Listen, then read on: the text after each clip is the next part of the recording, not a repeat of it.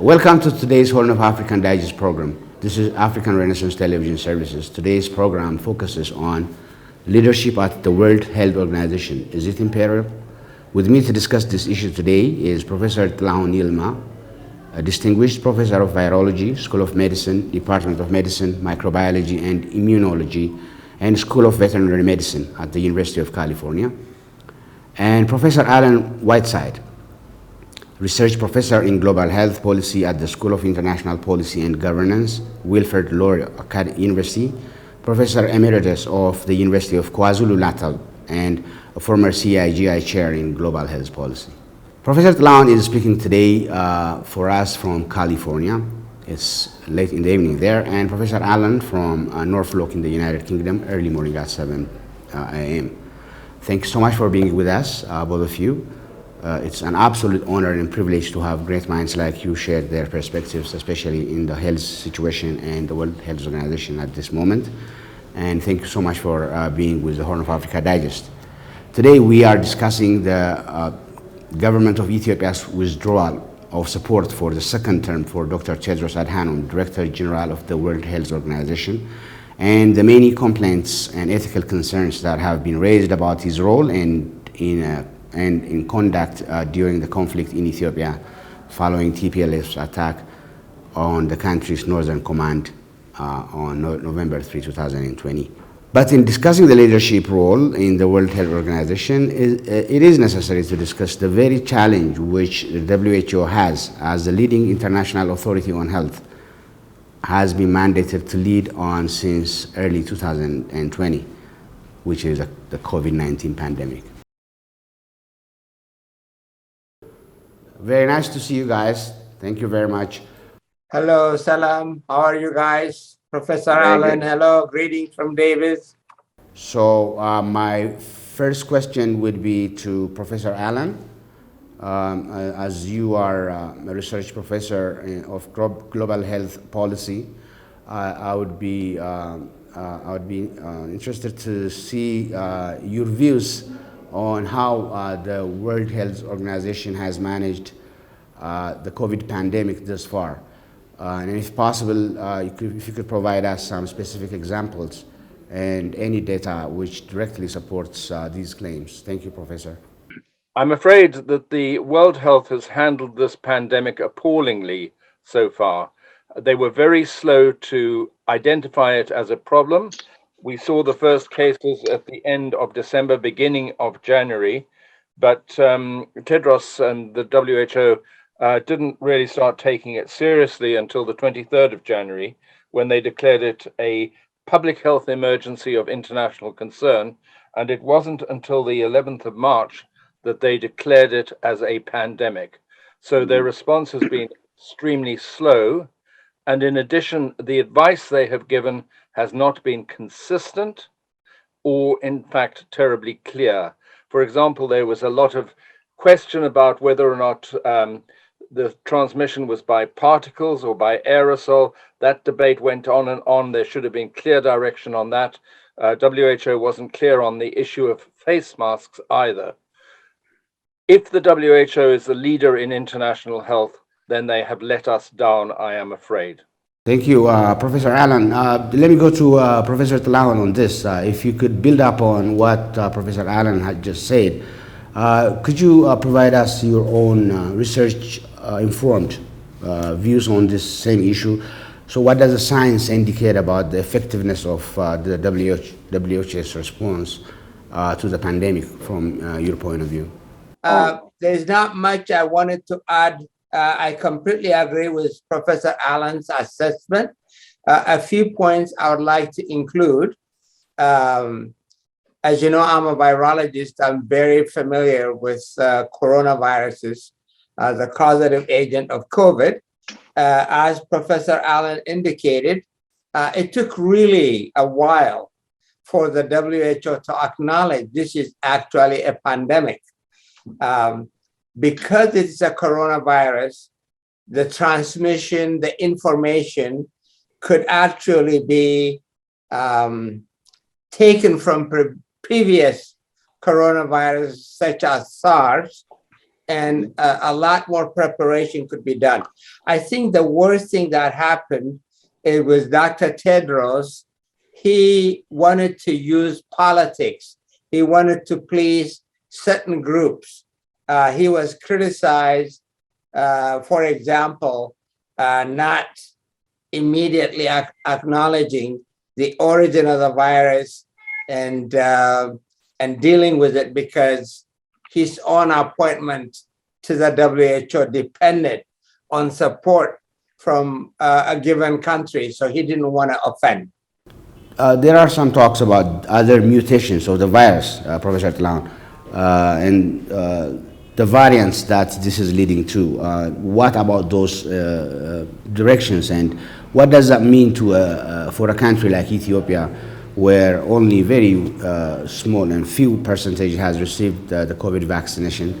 So, are there any indications we are receiving in Ethiopia vaccinations that are obsolete?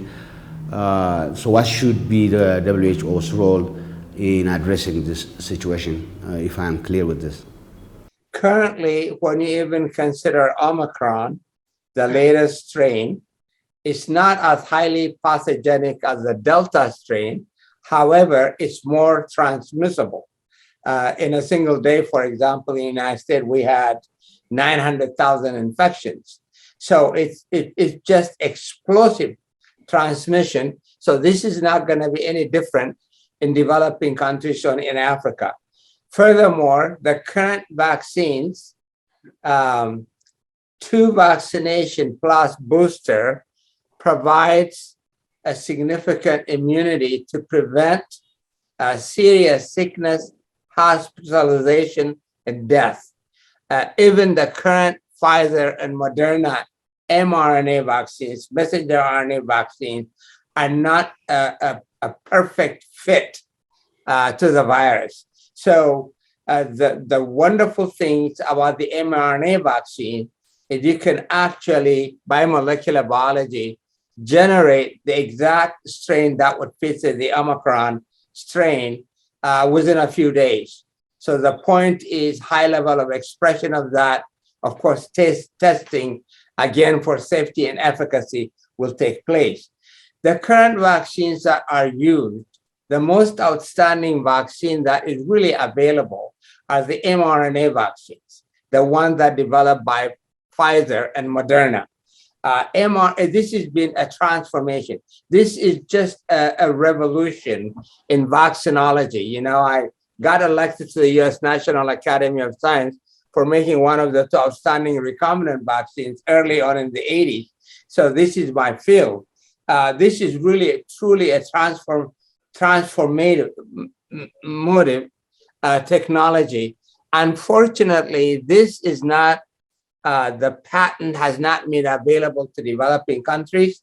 And second, for example, the Pfizer vaccine has to be kept, the cold chain is really challenging, minus 70 degrees centigrade or dry ice temperature. So these are challenges in developing countries. So like you mentioned, the vaccines that we have, particularly the adenovirus vaccine, the J&J vaccines, are not really as effective as the mRNA vaccines. The mRNA vaccines have not been abundantly available to developing countries. One, they're pretty expensive.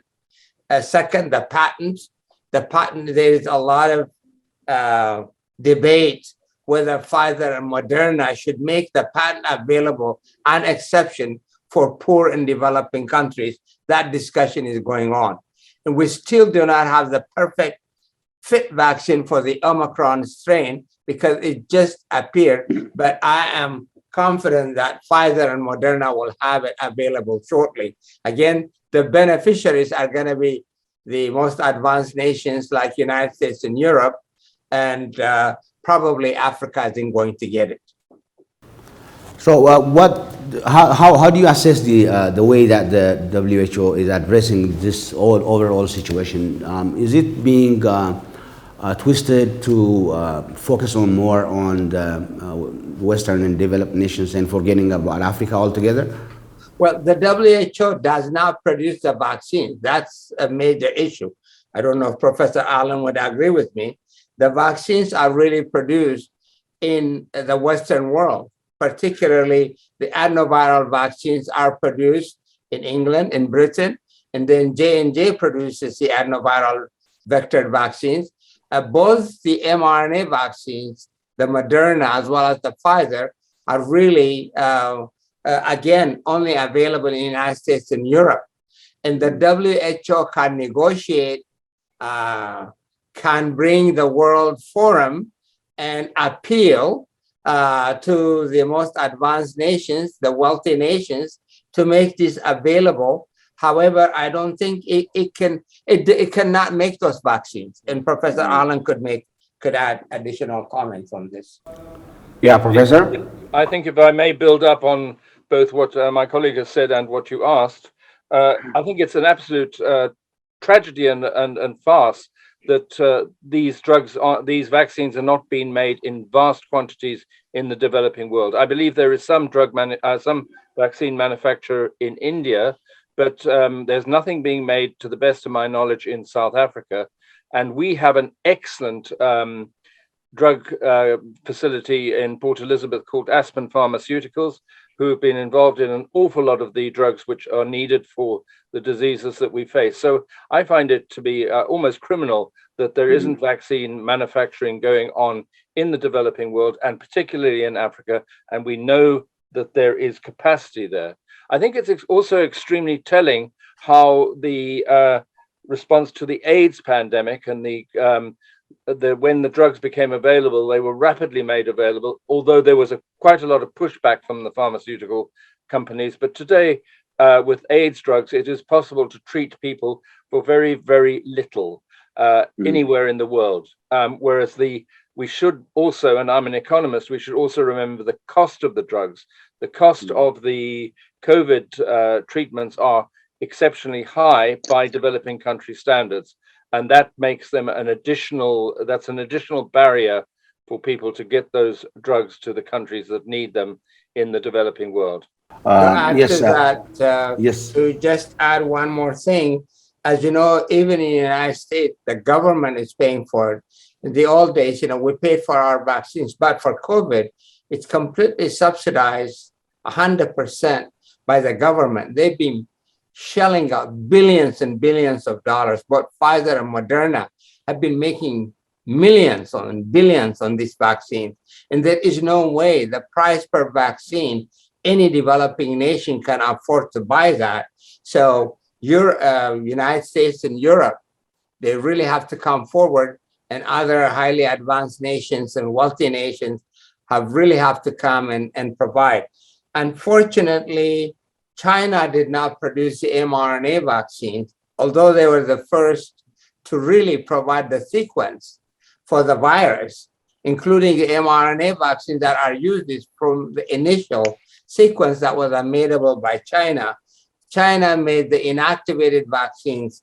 These inactivated vaccines are really not as effective as the mRNA or the adenoviral vector vaccines. Thank you, Professor Tlawan. Let me get back to Professor Allen. I know you're not just an economist, but you have done, as we all know, a tremendous amount of work on global health policy and global health leadership with regards to the management of HIV and AIDS some decades ago. So what's your analysis as to whether or not the WHO has learned the appropriate lessons from that experience in dealing with HIV and AIDS to this one, the recent COVID? Do you have any comparative perspectives that you can share with us, if you can? Yes, Professor? I certainly do. Yeah, I mean, I came into working on health because of the HIV virus and the HIV pandemic. I was in South Africa. I am South African. And I watched as so many of my friends, colleagues, became infected and died, and it was absolutely ghastly. It was something which an economist is not well trained to deal with, mortality and morbidity among their colleagues. I think we do need to just recognize that when we talk about the WHO and pandemic responses, they don't have any power. The WHO doesn't have money to distribute like the UN development programs or many of the donors. They don't even have the power to compel countries to do things. So really, it is limited in what it can make countries do. And I think we should be aware of that. And maybe one of the things which should come out of this pandemic is giving an organization the power to compel people to do things. Whether it's the WHO or not, I don't know. Think about this. When the AIDS epidemic came along, the WHO was so poor in responding to it that the international community created UNAIDS, a new United Nations organization, which is still in existence to respond to the HIV pandemic.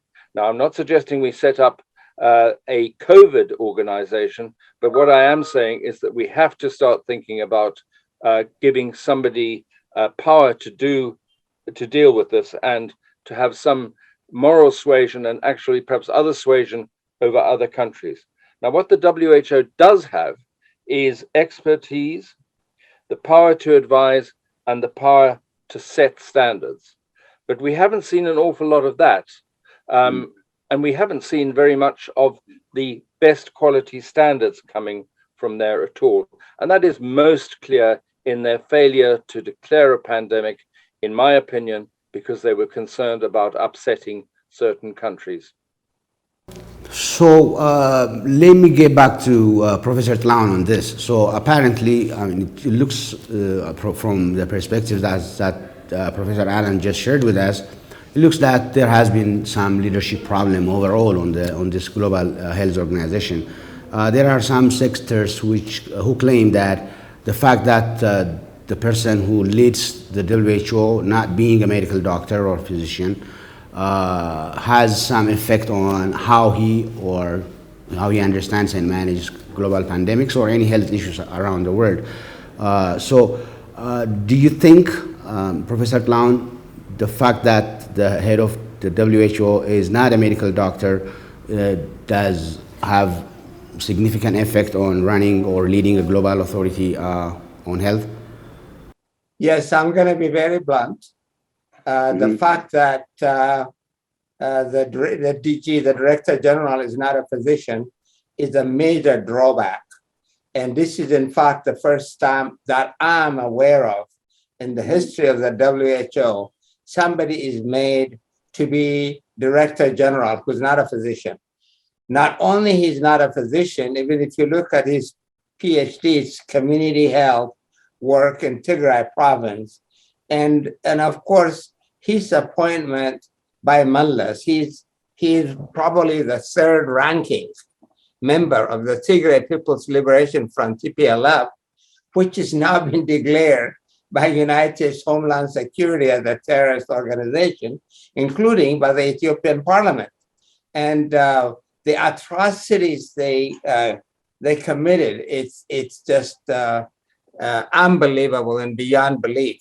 And of course, Mallas appointed him, which I know very well, because he is very loyal to the TPLF. That is his really number one qualification for Mallas to nominate the current Director General. And to me, he's not only unfit, but it's also been substantiated by, for example, David Steinman and many others, that he has committed significant criminal activity while he was both a foreign minister, a health minister in Ethiopia, including, I saw a news on the Times that committing genocide against the people of Amhara, Somali, and Oromo, in addition to a sterilization process. To me, he's really totally unfit, ethically, professionally, and competency-wise as well. If I could respond to that, Please. I don't entirely agree that the head has to be a medical doctor. I would say that the chief characteristics that the head of an organization like the WHO should have are that, one, they should be a good scientist and they should understand medicine. Two, they should be a leader. And three, that they should be a diplomat so that they could move forward when we're faced with a crisis like this. Now, I would say that as well as not being a doctor, and I take my colleague's point here, the problem is that Tedros is an authoritarian politician and a bureaucrat. He wasn't great in the non-pandemic period of leading the WHO, and I'm afraid he's terrible with regards to COVID. And the other problem which we face is he is not a transparent leader. I think when you look at the history of WHO, in my mind, probably the most impressive leader they had was Gro Harlem Brundtland, who was a politician. She was a doctor, but she was a politician. And she came in and ran the organization and dragged it forwards many years. I don't think Tedros is doing that. And I fear for the WHO role in international health going forward. But I would love to hear what you think of that to my colleague in California. I would like to add just a few more points. If you have had the opportunity to follow his Twitters, it's so ethnic oriented. He's always talking about his own group, ethnic Tigray. And then when he's on a professional travel for the WHO to campaign for the TPLF against the Ethiopian government, which is supposed to be his home country, is just unprecedented and very offensive, in my opinion. But so, let's add to that. Let's add to that because okay, Professor, go ahead. Let's add to that because you mentioned what is going on in Tigray, and I totally understand that, and you only need to look at the media to see that. But his focus on Tigray is on, and I'm sorry to say this because we have an Ethiopian colleague there. His focus on Tigray is on one little conflict in one corner of the world. It's terrible, but there are so many other things going on, and I would love to see the WHO taking the lead in Myanmar, on the border with Ukraine, on Yemen, etc., etc., etc. So I think that focus is a problem in and of itself. Okay, let me get in here for Professor Allen. I just wanted to push one point that you raised because it just seems to be extremely relevant with what you're saying right now, as opposed to what Professor Tlawan was saying. So you mentioned specifically the word politician, even though the previous WHO director that you mentioned was a politician. You obviously seem to have a good impression about her. But there are claims at this moment that, and some evidence suggests that the current Director General, Dr. Tedros, has been partial and political, some people say, towards the humanitarian use of only one ethnic group, as Professor Tlawan was saying. I mean, this is not, as you rightly said, the only problem in the world. There is Bangladesh, there is Myanmar, and there are lots of them we can count. But he has been a vocal propagator of the objectives of TPLF, as some evidences have suggested. So, do you have any idea, or you have any comments on how even the minutest sense of such a behavior should it be tolerated in international organizations, including like the WHO? If not like outrightly condoned or asked to review, couldn't that call for a comprehensive investigation if that's going to be completely proved? What do you say on this? I absolutely agree with you. I think that we do need to hold our leaders, and particularly our leaders of international organizations, to higher standards. I'm as aware as you are of all the press which shows his unhelpful, destructive interventions in the Tigray issues. I'm aware of all of that going on.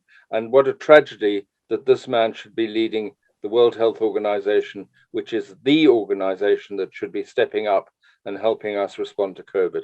I don't disagree with you at all. What I would argue for is we're going to need a number of commissions once this pandemic is past, looking at how the world, well, countries are going to set up their own conditions. I'm sitting in England at the moment, and we're certainly going to have conditions about the behavior of our politicians, from Boris Johnson right the way through to Matt Hancock. And I think there need to be international commissions as well to look at how the global community has responded to this pandemic. and I would be very happy to provide evidence to those commissions. No, thank you very much for that elaboration, Professor Allen. Let me get back to Professor Tlaun, a very important question here. So there have been so many reports of health facilities specifically targeted, seemingly by orchestrated and organized campaign of destroying educational and health institutions around Afar and Amhara regions. It has been so evident. We have seen a lot of evidences in that regard. And I haven't seen, to my knowledge, I don't know if there is, but to my knowledge, there hasn't been any team dispatched by the Global Health Organization, which is the WHO, to investigate and look on this situation on the ground. Isn't that a bit too unusual for WHO to completely shun looking into these atrocities? Professor Tlaun, yeah. Yes. Number one, the issue about starvation, about blocking of food or transportation to the Tigray region has been blocked. They've been complaining, and Tedros himself has been complaining about that, including the rest of the TPLF, the Tigray People's Liberation Front.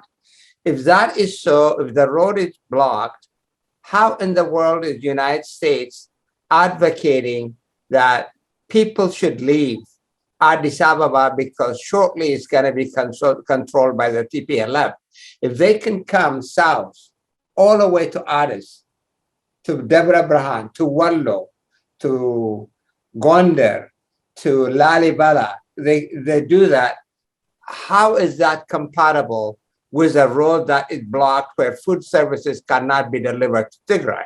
So this is really, the West has been participating in overthrowing the Abiy government and the atrocities that took place, the plunder, the removing of all kinds of medical equipment, schools and stuff, and moving it to Tigray.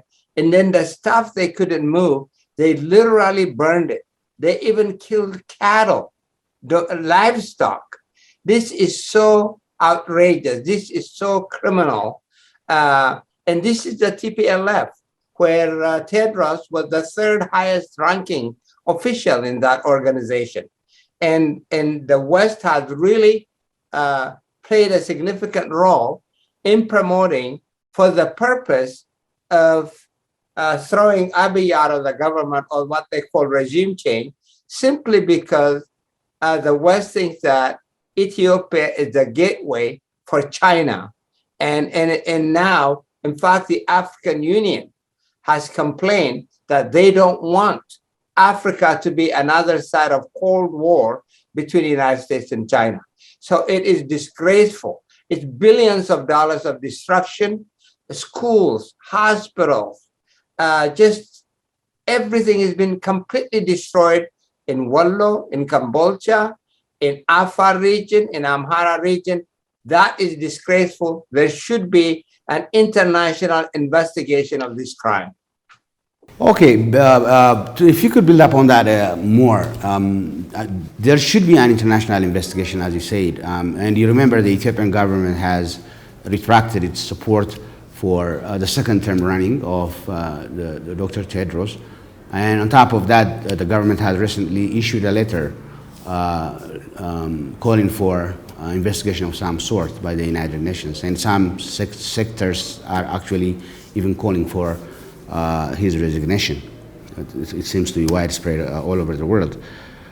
So with all those facts that you just raised and some evidences which Professor Allen has also talked about, do you think, in your personal opinion, do you think this, or professional opinion for that matter, this calls for a resignation of the Director General because he's not fit for the job and there are evidences that he has malfunctioned? Let me make several points. In the first thing, the current government, Abiy's government, never nominated Tedros to be Director General of WHO. His nomination took place when Mallas was Prime Minister, And of course, that was the head of the TPLF. And so this was a nomination that was done when the TPLF was colonizing and ruling Ethiopia. Second, whether he should resign, he should never have been in that place. He's never qualified. One, he's not qualified. He shouldn't be in that place. Second, that now that he is there, all these informations are out. He's totally unfit. Not only he should be resigned, the board should fire him. He was not nominated by the current government, of course. We all know that. What I meant by the government's retraction of support, when he was running for the second term, he was calling for support from all the governments in Africa, and Germany and France were the first European countries to support the renomination. That's what I meant. And even if he doesn't resign, the board should fire him, is a point that I got from you at this particular question. Just before we wrap up today's session, I just wanted to a follow-up question to Professor Tlaun. It might not be directly related, but you were saying that something like the U.S. government has designated TPLF as a terrorist organization, right? The Homeland Security of the United States. And if you need that document, I'll be more than happy to make it available to you. In fact, I have sent a letter to Speaker Pelosi, Nancy Pelosi of the Congress of the United States. And also the representative of my area is John and Patty Garamendi, that I know very well because in the 60s, to be exact, 66, 68, they were Peace Corps volunteers in Ethiopia, in Waliso. And so I have had a lunch and sat down, discussed with him why the United States is doing this. I mean, it's really criminal. It's just beyond the pale. One, the embassy in Addis was putting this fake news along with CNN and BBC that any minute that Addis was going to be overrun by the TPLF. And the worst one, as you're aware, Ethiopian Airlines is the #1 airlines in Africa. That's what I hear. And it provides tremendous service. It's appreciated to discourage, United States warning people not to fly Ethiopian Airlines because the TPLF is going to bring it down with rocket. That is just beyond the pale. And I think there should be a truth and reconciliation investigation. In fact, there should be an investigation of what the West's effect is on Africa. If I were Prime Minister Abiy, the next heads of states meeting in the African Union, the first on the agenda should be the crime that is committed against Ethiopia by the West. And second, I would actually highly recommend the West, the African Union, to have a defense force similar like NATO. When a nation like Ethiopia is attacked, African nations should rally to protect a member state. And third, they should seriously discuss how to deal with this kind of abuse, the use of power, the use of money to really intimidate a nation like Ethiopia. And then Africa should not be a place for a Cold War between China and the West, or particularly between China and the United States. Sure. I was about to ask you what's your reflection on the issue of resignation or being fired by the board. What's your take on that? I don't think he needs to resign or be fired. He needs to not be re-elected. We have an opportunity to not re-elect him on the 22nd of May. We do still have that opportunity? Oh, yes, the 22nd of May is when the election is held. Okay. Oh. So, I think there is that I don't think it's going to happen, but I think there is that possibility that he just doesn't get re-elected. He's been nominated, but he still has to be elected. So we could, in fact, intervene preemptively. I think there are two other points that I would make. One is we have a saying that in English, cometh the hour, cometh the man.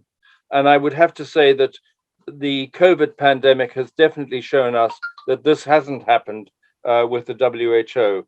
Tedros is not the man, and he hasn't responded to the hour. The second thing is that the WHO is not fit for purpose in terms of responding to COVID. It's given us misinformation, it's given us contradictory information, and it hasn't provided the leadership. One of the things that we need to do is not, again, an English phrase, throw the baby out with the bathwater. We do have to empower the WHO. We do have to give it power. We do have to see it as the leading health agency. I know that in the US, CDC has done some pretty amazing work, despite the ravages of Donald Trump. And what we need is the WHO to become much more fit for purpose in responding to pandemics. COVID is terrible, but it's not the last pandemic we're going to have. As you can well point out as a virologist, there are plenty of other viruses out there. Yeah, I but would like to make one additional point. yes, sir. I just informed Ambassador Fitumaraga, the Ethiopian ambassador to the United States, there has to be a change of direction. Imagine when Mallas was in charge of Ethiopia and Isaias being president of Eritrea, there is a border, Badme. It's an artificial border created by the Italians. South of the border, they're Tigrinya speaking. North of the border, Tigrinya speaking. Literally, Tigrinya speaking people on both sides of the border wage a war, spend billions of dollars, and more than 100,000 people on each side perished. This is disgraceful. In fact, there was an African press paper that was published, described it as two bold men fighting over a comb. It's so barren, it's so ridiculous. When you see the child mortality, when you see how many people are starving, children are starving, these people are spending billions of dollars, and there are three causes for this, really, which is disgraceful. One is waging war is making money for the defense industry of the West, particularly United States. That is a major industry. General Eisenhower, when he, five-star general, one of the few five-star US generals, and when he was president and he finished and he was retiring, he addressed both houses of the Congress and warned the nation, warned the United States that the brass in combination with the defense industry is a threat to democracy. And then President Carter, Jimmy Carter, mentioned in 240-year history of the United States, there were only 16 years that the United States has not waged a war, and described the United States as the most warlike nation in the history of the earth. And so who benefited from the billions of dollars these two Tigrinya speaking people fighting on Badme? Is the defense industry of the West. And then there is instability. And what happens? 80% of the educated Ethiopians have left. Now they're in the United States in the West. And how could you develop a nation when all your educated people are leaving? So there's got to be a way to prevent waging war. There has to be, because now, after the wage war, United States is suggesting that the African Union be moved out of Addis Ababa because Ethiopia is in turmoil. So we really need to find a way to stop waging war and use our meager resources for development. Thank you very much, Professor Tlaun. That was an impassioned statement that you just made. So you are in California. Professor Allen is in Norfolk, United Kingdom. So we'll wrap up with today's session. I'm sure I'm going to be able to get hold of you again for discussion on other similar topics. But before we wrap up, I just want to give you the floor for any further remarks that you may have, with especially the WHO and the leadership, and then we'll see it from there. Thank you. Professor Allen first, maybe? Well, I think it's very telling that my field of research has been HIV and AIDS, and I'm an economist, and we had no WHO leadership for that. And in fact, we had to set up UNAIDS a separate organization which did respond well to the pandemic, and I'm very glad to have been involved with them over many years. Here we have another major health issue, and the WHO has again failed to respond in the ways that we would need them to. It hasn't provided leadership. So I would suggest that globally we need to start thinking about how to respond to health. If that means empowering the WHO, that is one way. Otherwise, we'll have to find other ways, because we cannot go on like this. And again, I would say that this COVID pandemic is very unique, but we have to be so grateful that it doesn't cause a great deal of mortality. The case fatality rates, the disease fatality rates are low, and thank God for that. If it had been really serious like SARS or some of the other viruses that we've seen recently, we would be in huge trouble. But now we need to prepare for the next one. Thank you so much, Professor Allen. Professor Tlaun, your final words? I completely agree with Professor Allen. Just had very few things to add. In my opinion, as you know, I have served as a consultant to the WHO, to FAO, to the International Atomic Energy. In fact, my laboratory was Biotechnology Reference Center for FAO and for the International Atomic Energy. What I would like to say is these organizations, like the International Atomic Energy, the World Health Organization, the Food Agriculture Organization, these are technical, supposed to be technical components of the United Nations. And they should have somebody who is a scientist, just like Professor Allen said, a physician, and highly competent, accomplished scientist to lead the WHO that has a stature, a world stature, a stature like my friend Tony Fauci, for example, that kind of accomplishment. So I'm hoping that this organization, instead of being converting into a political football, they would actually be a technical organization to provide the badly needed service, particularly to developing countries. And thank you for this opportunity.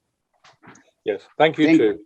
Thank you so much, Professor Allen. Thank you so much, Professor Tlaun. This has been a very insightful discussion that we had.